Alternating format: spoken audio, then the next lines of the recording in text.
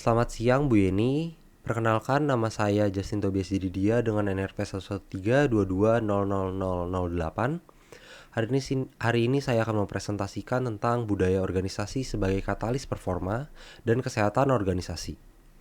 Ini berdasarkan studi kasus CV Pesona Mitra Tama Elektrindo Bekasi. Sebelumnya saya akan menjelaskan tentang apa itu budaya organisasi terlebih dahulu. Jadi budaya organisasi ini merupakan sistem nilai, norma, dan kebiasaan tidak tertulis yang membentuk cara berpikir dan berperilaku dari setiap anggota organisasi. Menurut Robbins, budaya ini memberi identitas, menumbuhkan komitmen, dan menjadi alat kontrol sosial. Budaya organisasi ini terbentuk dari sejarah, visi pendiri, serta pola interaksi yang dipelihara dan didukung oleh elemen seperti nilai-nilai inti, tokoh panutan, komunikasi informal, dan simbol dari organisasi tersebut. Budaya yang positif dapat mendorong produktivitas dan loyalitas dari anggota organisasi. Sedangkan budaya yang buruk bisa menjadi hambatan dari pertumbuhan organisasi tersebut. Oleh karena itu, penting untuk memahami dan mengelola budaya organisasi secara berkelanjutan.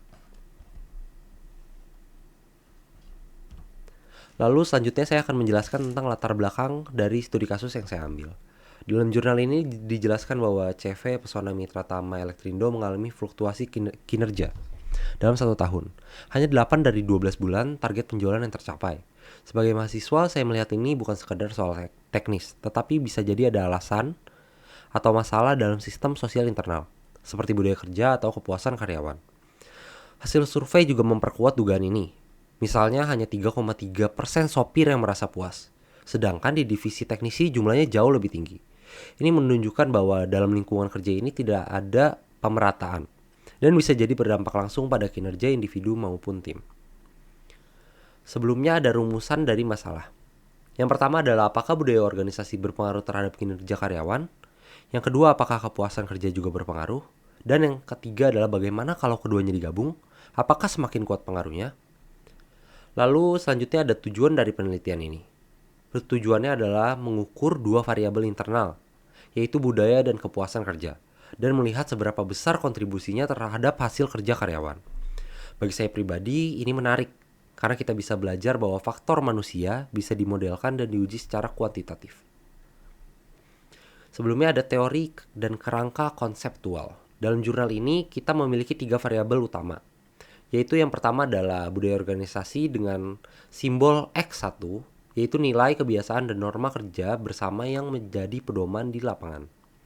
Yang kedua adalah kepuasan kerja, dilambangkan dengan X2, yaitu seberapa nyaman dan dihargainya karyawan, termasuk soal hubungan sosial, upah, dan kejelasan dari peran.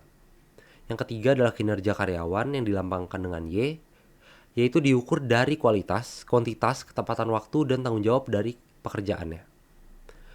Secara sederhana, relasinya bisa dibayangkan seperti sistem input, proses, dan output. Yaitu X1 dan X2 adalah sebagai input sosial, lalu diproses dalam lingkungan kerja, menghasilkan Y sebagai output berupa performa kerja. Di penelitian ini metodologinya yaitu menggunakan populasi dan sampel, yaitu 70 karyawan aktif, pengumpulan datanya yaitu menggunakan kuesioner, wawancara ringan, dan observasi. Analisisnya menggunakan regresi linear berganda menggunakan SPSS, validasinya yaitu uji normalitas, multikolinearitas, heteroskedastisitas, dan uji T dan F. Menurut saya ini sudah cukup memenuhi standar penelitian sistem SDM. Data ini diuji dari berbagai sisi agar hasilnya bisa diandalkan dan bisa ditarik kesimpulan secara statistik. Jadi hasil penelitiannya yaitu sebagai berikut. Rumus regresi linearnya yaitu Y sama dengan 9,255 plus 0,276 X1 plus 0,575 X2. Dari sini kita bisa lihat bahwa budaya organisasi yaitu X1 berpengaruh signifikan terhadap kinerja. Yaitu bisa kita lihat yaitu dari datanya adalah T sama dengan 3,143, signifikansinya yaitu sama dengan 0,002, dan betanya yaitu 0,276. Lalu kepuasan kerja yang dilambangkan dengan X2 memiliki pengaruh yang lebih besar, yaitu bisa dilihat dari datanya T sama dengan 7,958, signifikansinya 0,000, dan betanya itu 0,575. R kuadrat sama dengan 0,749. Artinya 74,9% variasi kinerja bisa dijelaskan dari dua variabel ini. Bagi saya ini cukup besar, karena biasanya pengaruh psikologis terhadap performa sulit dibuktikan secara data. Tetapi di sini datanya konkret. Dari temuan ini dapat diinterpretasikan bahwa kalau dari saya dapat simpulkan bahwa budaya kerja itu penting sebagai landasan bersama.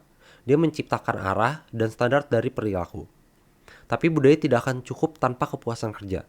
Kepuasan kerja menyentuh hal-hal yang lebih personal, rasa dihargai, aman, dan nyaman. Dan justru ini yang punya dampak paling besar pada hasil kerja. Data yang mendukung itu yaitu koefisien kepuasan kerja lebih dari 2 kali lipat budaya kerja. Yaitu koefisien kepuasan kerja adalah 0,575 dan budaya kerja hanya 0,276. Artinya kita tidak bisa hanya bangun nilai atau slogan dari budaya, tetapi juga harus buat sistem kerja yang benar-benar dirasakan baik oleh orang yang menjalankannya. Kesimpulannya, yang pertama adalah budaya organisasi memang berpengaruh, tetapi masih kalah besar dibanding kepuasan kerja. Yaitu dapat dibuktikan dengan datanya yaitu beta sama dengan 0,276, yaitu budaya organisasi, dan beta sama dengan 0,575 yaitu kepuasan kerja. Yang kedua, kepuasan kerja terbukti sebagai pendorong utama performa karyawan. Data pendukungnya yaitu T sama dengan 7,958 dengan P kurang dari 0,01. Dan yang ketiga adalah kedua variabel menjelaskan 74,9% performa karyawan artinya sangat besar dan tidak boleh diabaikan oleh manajemen. Rekomendasi dari saya yaitu yang pertama melakukan survei internal soal persepsi budaya dan kepuasan kerja di tiap divisi. Karena tidak semuanya merasakan hal yang sama. Yang kedua, perkuat budaya kerja lewat pelatihan dan kegiatan bersama, bukan hanya slogan yang dibuat. Dan yang terakhir adalah bangun sistem feedback dua arah antara atasan dan karyawan, agar manajemen bisa cepat menangkap masalah sebelum berdampak pada performa pekerjaannya. Sekian presentasi dari saya, kurang lebihnya mohon maaf. Terima kasih.